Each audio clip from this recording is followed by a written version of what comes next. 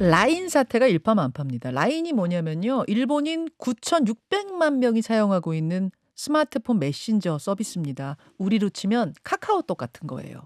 근데 일본 인구가 1억 2천만 명인데 9,600만 명이 쓰고 있으니까 80%가 이걸 쓰니까 단연 국민 메신저죠. 이 라인은요. 우리나라 네이버가 만든 겁니다. 2011년부터 일본을 공략해서 정말 어마어마한 노력을 했고 성공을 거둔 건데 이 기세를 몰아서 대만하고 동남아에서도 라인이 국민 메신저로 이제 점점 자리를 잡아가고 있는 중이거든요.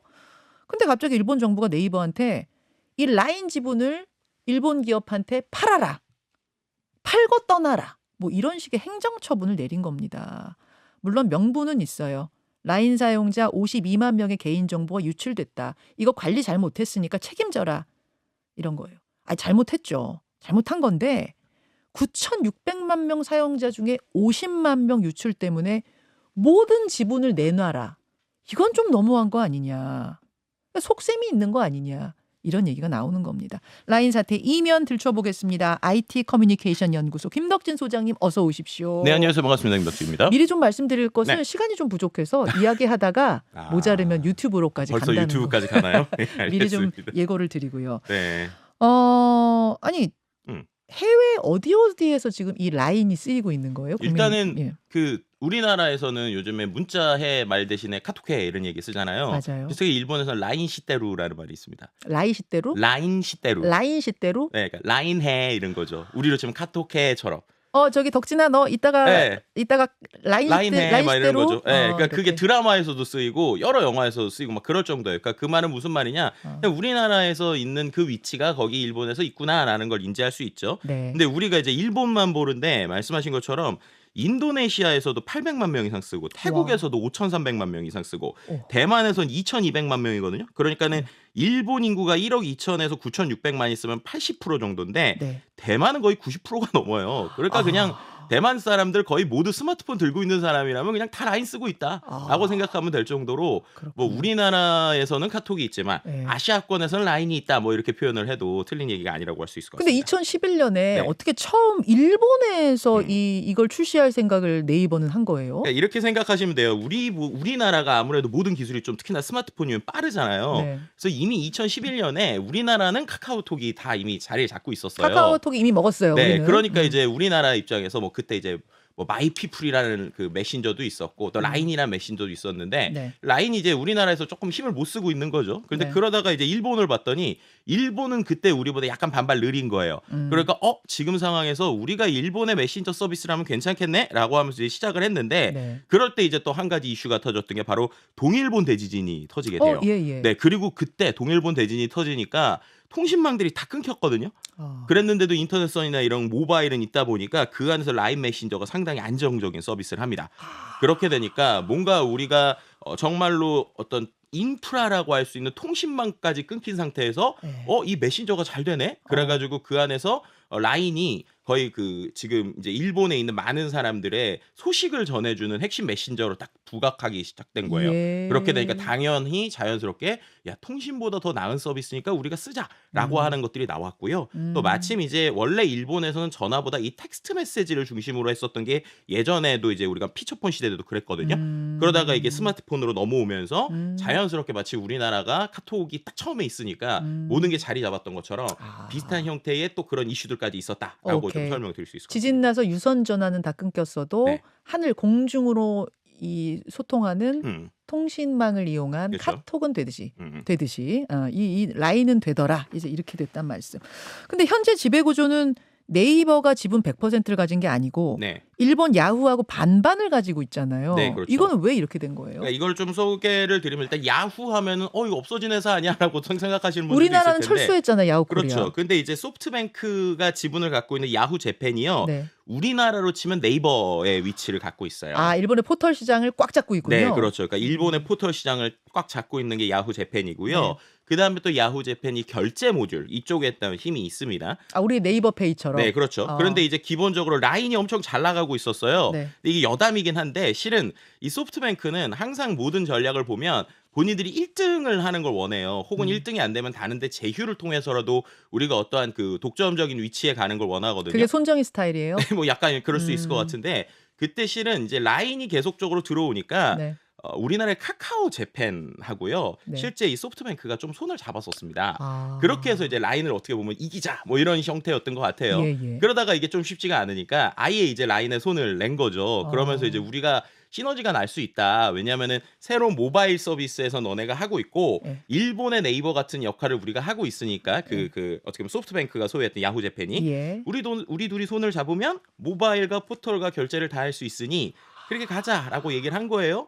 그리고 이제 그렇게 되면서 우리가 야, 이 힘을 갖고 우리가 전 세계로 나가면 우리가 페이스북이 될 수도 있고 우리가 뭐 그런 메신저 서비스가 될 수도 있지 않냐라는 얘기를 이제 한 거죠. 그렇게 해서 반반 지분 가지고 합병해 버린 거군요. 그렇죠. 그런데 그럴 때 기술적인 관점은 그래도 이제 네이버나 이제 라인이 잘하니까 기술적인 소통은 우리가 하고 이미 이제 그때 이제는 같이 두 회사가 손을 잡는다고 할 때도 실은 일본에서는 약간의 어떤 여론이 있었냐면 네. 야, 우리가 이렇게 다 쓰는데 이거 알고 봤더니 한국 거네? 이거 조금 그렇네라는 게 이미 좀 존재했어요. 예. 그러다 보니까 야, 그러면 우리가 어쨌든 이렇게 합치면서 표면상으로는 약간 일본의 느낌을 내면 아무래도 이제 일본 사람들 좋아하지 않겠냐 이런 것들 때문인지 몰라도 어쨌든 50대 50이고 거기서 이사진의 비율이 좀 일본 사람이 많은 이런 형태로 시작을 했다라고 보시면 될 것 이게 같습니다. 약간 또 반한 감정 같은 거 일어나면 안 좋으니까. 그렇죠.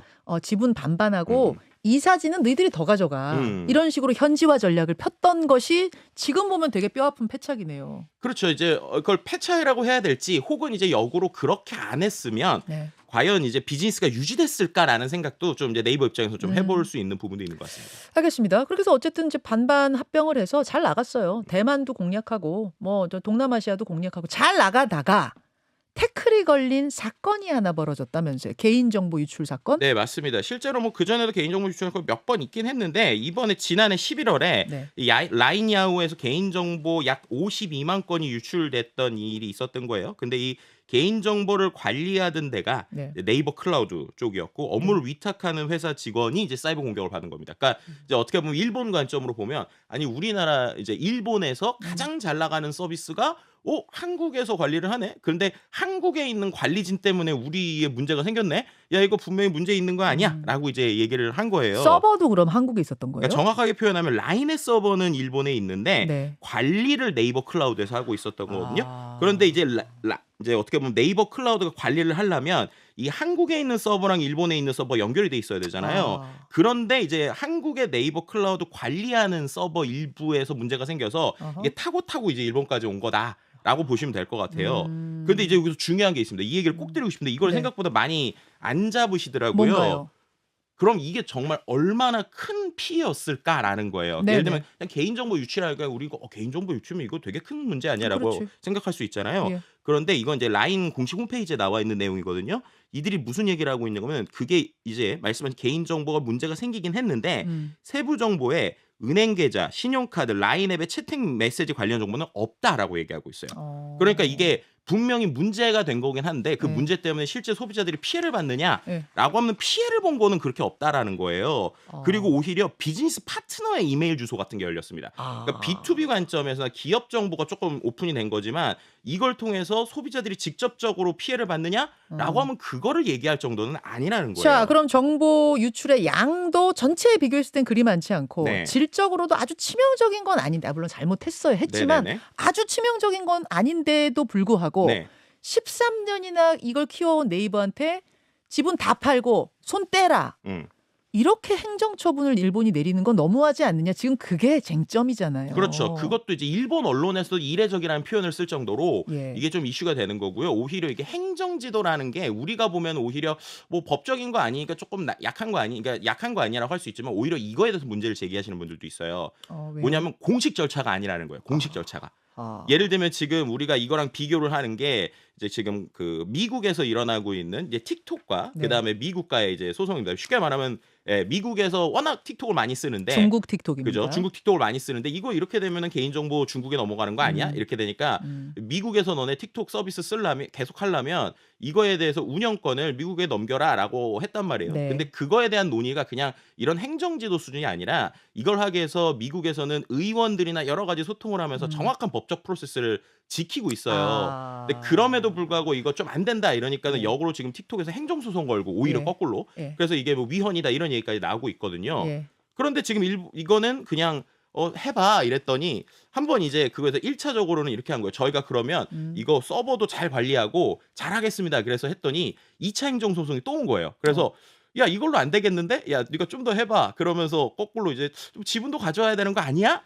라는 뉘앙스인데 그걸 갖고 이제 더 열심히 우리가 이렇게 하면은 더 뭐 이렇게 해보겠습니다. 이렇게 되니까 잘하겠다고 하면 할수록 더 센 행정 처분이 네. 행정 명령이 내려지는 거예요. 그렇죠. 그렇게 되니까 이제 이게 법적인 프로세스도 아니고 이거 뭐냐. 이게 이제 되게 큰 이슈라고 보시면 그러다 보니까 이제 다른 속셈 있는 거 아니라는 얘기가 나오고 이게 일종의 일본이 이 기회에 라인을 그냥 먹어버리려고. 그럼 여기 일본 라인 먹으면 동남아, 그렇죠. 인도네시아, 네. 뭐 대만 난리 이쪽 나죠. 것도 다 가져간다는 거잖아요, 일본이. 그렇죠. 그리고 게다가 오늘부터 또 집중되고 있는 것 중에 하나 그래서 오늘 이제 발표가 나올 건데 라인의 자회사로 우리나라의 라인이 있어요. 네. 무슨 말이냐면 이제 라인 플러스라는 회사가 있거든요. 네. 근데 그 회사뿐만 아니라 이 라인과 관련돼서 우리나라에서도 라인 관련 직원이 2,500명이 넘고 그리고 그 외에도 라인을 기반으로 웹툰 서비스나 등등 서비스를 하는데 그럼 만약에 라인 자체가 넘어가게 되면 네. 우리나라에 있는 직원들은 어떻게 되는 거냐까지 문제가 되니까 오늘 라인 플러스에서 공식적으로 직원들을 위한 발표를 하겠다라고 하는 얘기가 나올 정도로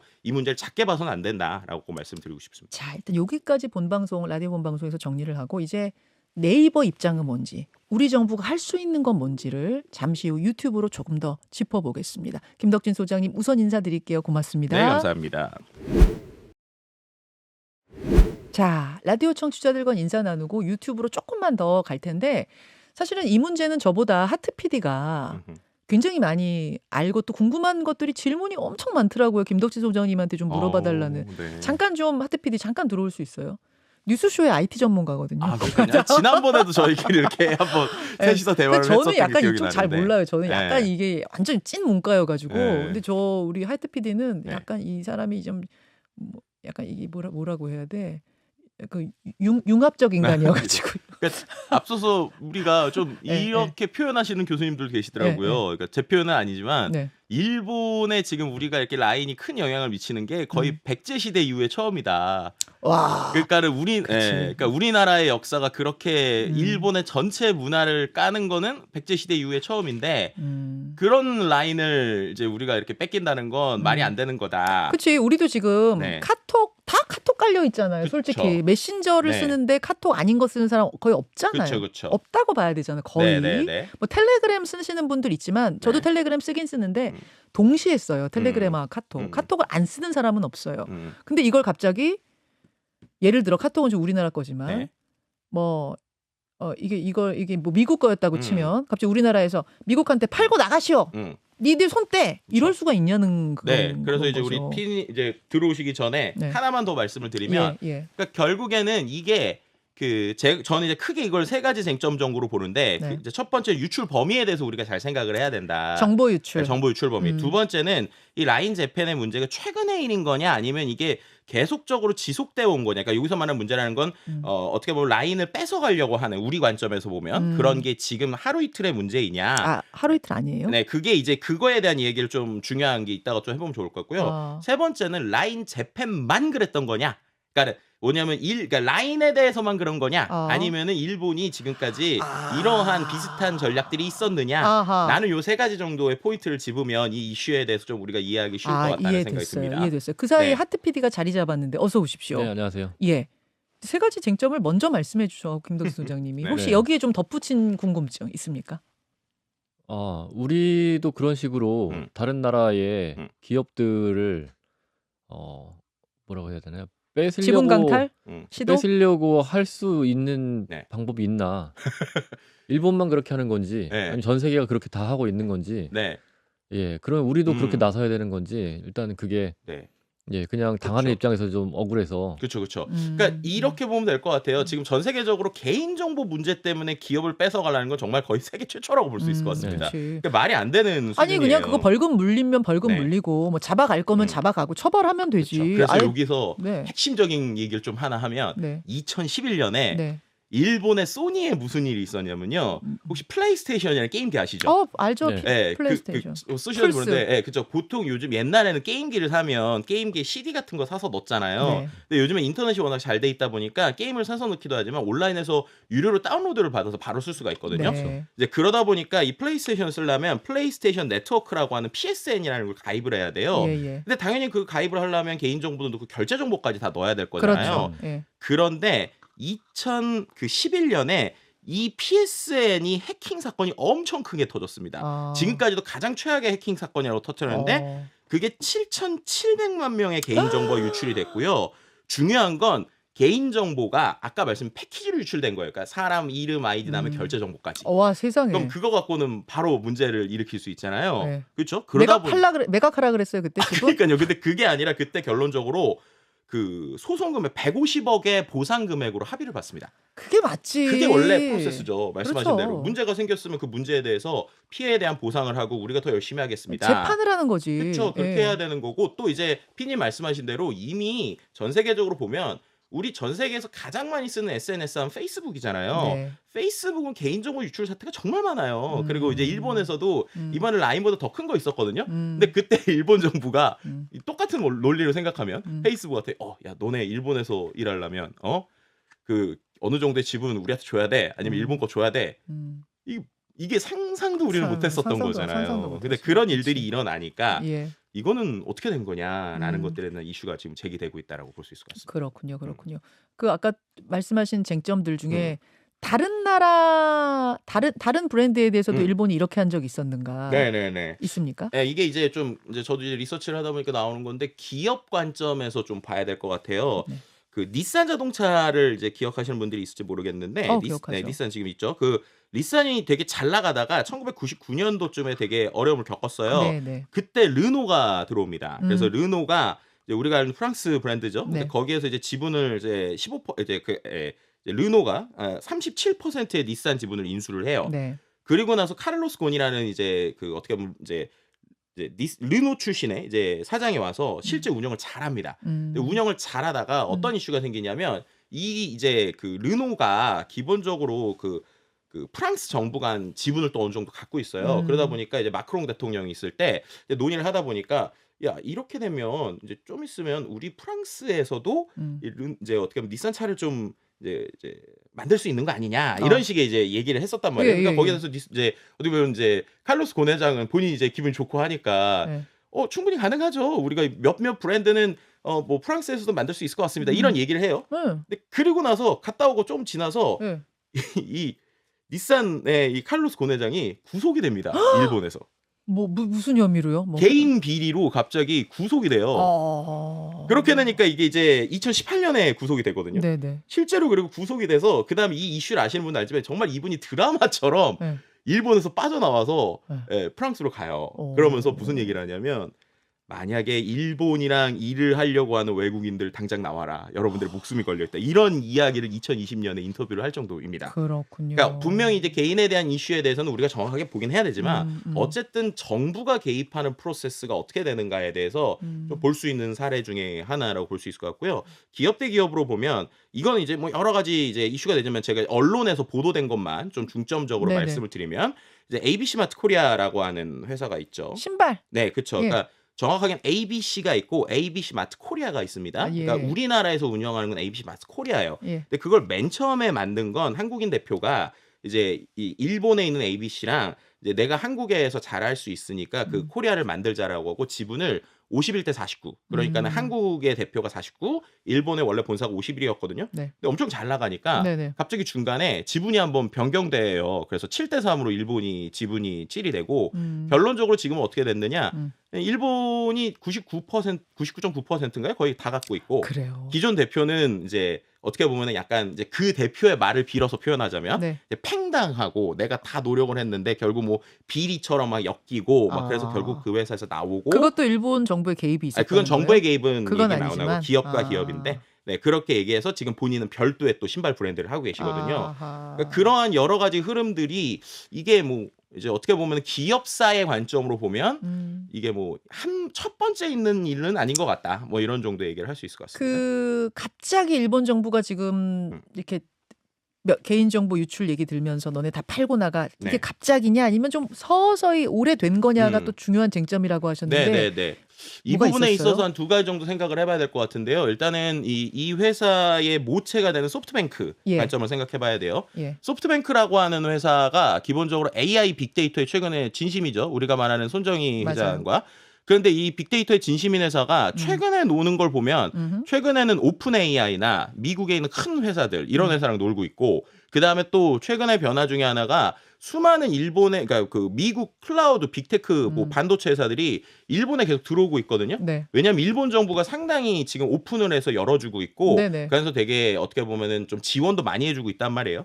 근데 그런 관점에서 생각을 해보면 지금 이 모든 AI를 하려면 제일 핵심이 데이터입니다. 데이터. 데이터가 있어야 뭔가를 할 거잖아요. 그치. AI가 뭐 답을 주려고 해도 온갖 데이터가 많으면 많을수록 정확한 답이 나오잖아요. 그렇죠. 예. 그런데 생각을 해보시면 일본에서 지금 가장 오랜 기간 동안 가장 일본에 있는 많은 개인정보와 데이터를 가지고 있는 서비스가 뭘까냐는 거예요.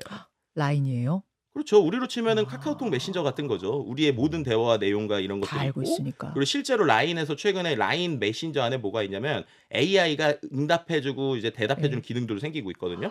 그럼 그 데이터에 대한 주권이 일본 관점에서 보면 본인들에게 그 데이터의 주권이 제대로 있어야 그걸 갖고 뭔가 오픈 AI랑 뭘 하든 할 거잖아요. 오케이. 네, 그 관점이 되게 중요하고 이게 또 포인트가 뭐냐면 최근에 소프트뱅크한테 일본이 3,700억 정도의 보조금을 줬어요. 왜요? AI 키우라고. 네. 그러니까 이미 일본에선 정부가 되게 진심으로 이 AI 이번에 우리가 다시 패러다임 갖고 와야 된다. 그래가지고 해외 업체들도 들여오고 있고 그 큰 소프트뱅크에서 3,700억 보조금 주면서 슈퍼컴퓨터 만들려고 하는데 그럼 데이터 어디 있지? 봤더니 오 라인이 가지고 있네. 라인이 가지고 있네. 라인은 네이버 거네. 이렇게 되는 거군. 네, 그게 요새 얘기하는 데이터 주권 네, 그거예요. 그렇죠. 그러니까 우리 입장에선 강탈당하는 거지만 지금 일본 입장에선 데이터 주권을 가져오는 거다 막 이렇게 얘기할 수도 있는 거네. 지금. 그렇죠. 그러니까 이게 이런 부분에 있어서 일본에서도 언론에 대한 게 되게 시끄럽고 실제 커뮤니티에 보면 그런 거 이제 일본 사람들 관점에서는 당연히 해야 된다고 얘기를 하는 거예요. 역으로 생각해 보면 우리도 그렇게 생각하시면 됩니다. 카카오톡 서비스가 알고 봤더니 미국 거야. 중국 거야. 중국 거야. 이렇게 돼서 막 모든 서비스의 데이터가 중국으로 넘어간다. 이러면 이제 우리 입장에서도 싫은데 법이란 게 있는 거고 그렇죠. 먼저 와서 13년 동안 고생했으면 그걸 뺏을 수는 없는 거지. 그래서 미국이 아까 말씀드린 본방에서 말씀드린 그래서 미국은 그거에 대해서 정확하게 이제 이슈 제기를 하고 이제 어떻게 보면은 기본적으로 국회의원 간의 논의가 있고 그 논의에 따라서 얘기를 했는데 그거에 따라서 지금 이제 틱톡 바이트댄스에서는 어떻게 하냐면 무슨 소리냐 우리 못 준다. 특히 중국 정부에서도 더 나서고 있는 게 이거 너네가 가져가면 결국에는 이 바이트댄스 틱톡이 가지고 있는 핵심 알고리즘, 핵심 기술도 중국에 넘어가는 거다라고 얘기하고 있어요. 그럼 그 관점으로 우리 똑같이 보면 라인이 데이터만 가져가는 게 아닐 거잖아요. 그러네요. 그 안에 있는 기술력. 그러네요. 그것도 결국 이렇게 되면 일본에 넘어갈 수 있다. 거니까. 라는 것들도 똑같은 관점에서 얘기할 수 있는 거죠. 미국에서 지금 틱톡 문제로 중국이랑 똑같은 상황이 벌어지고 있는데 법정 다툼을 하고 있다. 그쵸? 근데 우리는 일본이 그냥 행정 처분, 행정 지도로 니들 팔아! 이게 지금 말이 되느냐. 여기까지 지금 정리를 해주신 상태에서 하트 PD 질문 있습니까? 일단 지금 미국과 중국 사이에서만 보더라도 미국은 어쨌든 법을 만들어서 법대로 하겠다고 하는 건데도 중국은 거기 계속 반대하면서 버티고 있는 거잖아요. 소송도 하고. 우리 정부는 그럼 지금 라인 사태 뭐 하고 있나? 그게 이제 첫 번째 국민들이 갖는 의문일 것 같고요. 특히 일본하고 우리하고 안보 협력을 한다고 그러고 정보 공유한다고 하는데 그 안보 협력 차원에서는 그렇게 다 공유가 된다고 하면서 그럼 일본 정부, 일본 민간인들의 그 정보를 라인 쪽에서 관리하면은 뭐가 문제인지 어떻게 그게 문제 제기를 할 수 있는 근거가 되는지 그것도 좀 말이 안 되는 것 같고. 네. 예. 그리고 끝으로는 네이버가 그러면은 이거를 그냥 지분 좀 팔고 끝낼 수 있는 건지 아니면은 다 탈탈 털리고 사업 다 접고 나와야 되는 건지 그 전망도 좀 해주시면 좋겠어요. 정말 미묘하고도 어렵고 있는 문제만 딱. 진짜 어렵다. 네. 첫 번째는 이거는 뭐 제가 뭐 정치 전문가는 아니지만 기본적으로 이제 정부에서 얘기하는 지금까지 브리핑들을 보면 결국 네이버가 먼저 결을 내줘야 된다라고 이제 오히려 네이버한테 요구하는 거예요. 뭐냐면 정부 입장에서는 이걸 우리가 기업과 기업 간의 문제로 일단 보고 있습니다. 정부에서는. 그래서 기업과 기업 간의 문제에서 우리가 뭔가 정부가 먼저 목소리를 내는 게 오히려 그 네이버에게 좋지 않을 수도 있다. 그러다 보니까 네이버가 만약에 필요하다고 얘기를 하면 우리가 어느 정도 도움을 줄 건데. 근데 그 핑계로 보이는 게 일본은 정부가 나서서 이러고 있는데 그렇죠. 우리 정부는 빠져가지고 네이버가 알아서 해, 우리 도와줄게 말로만 이러고 있으니까. 그러니까 그게 이제 지금의 이제 말씀하신 정치적인 이슈에서의 쟁점인 것 같아요. 그러니까 결국에는 해외에서의 많은 기업들이 운영을 할 때 오히려 문제가 되면 그 문제에 대해서 이제 우리가 먼저 도움을 줘야 된다라는 게 정부에서 도움을 줘야 된다는 거고, 비슷한 게 제가 알고 있기로 그 중국에 그 우리나라가 그 한동안 이 게임이 아예 수출이 안 될 때가 있었어요. 그러니까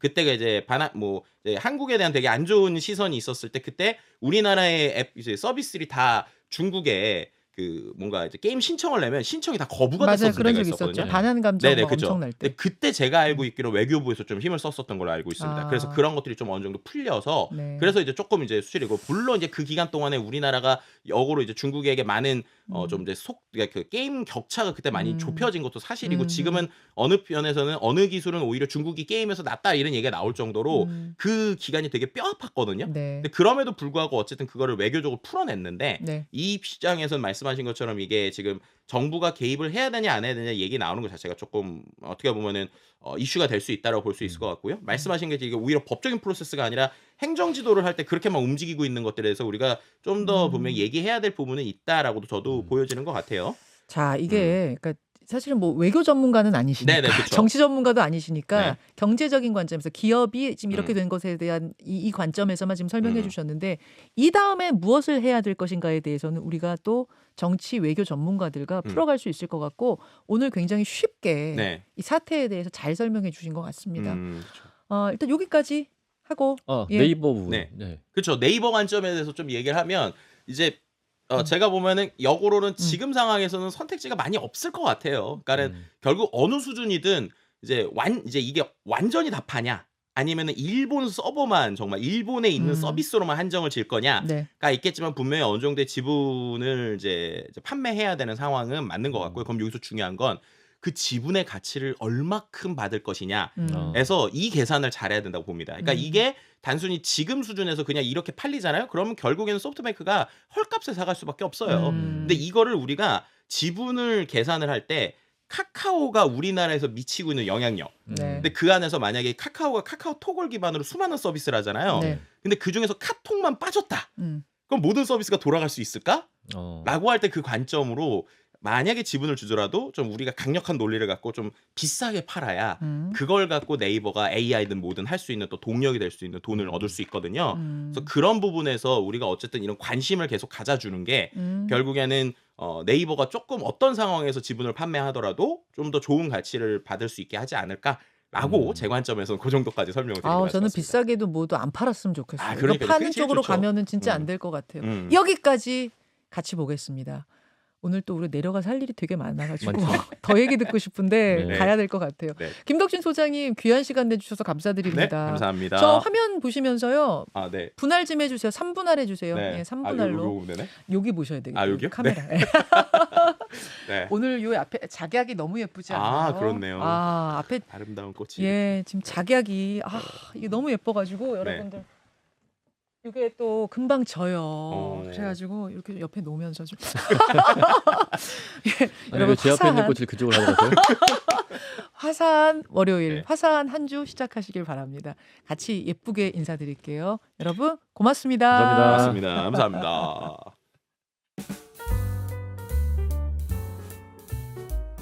김현정의 뉴스쇼는 시청자 여러분의 참여를 기다립니다. 구독과 좋아요, 댓글 잊지 않으셨죠? 알림 설정을 해두시면 평일 아침 7시 10분 실시간 라이브도 참여하실 수 있습니다.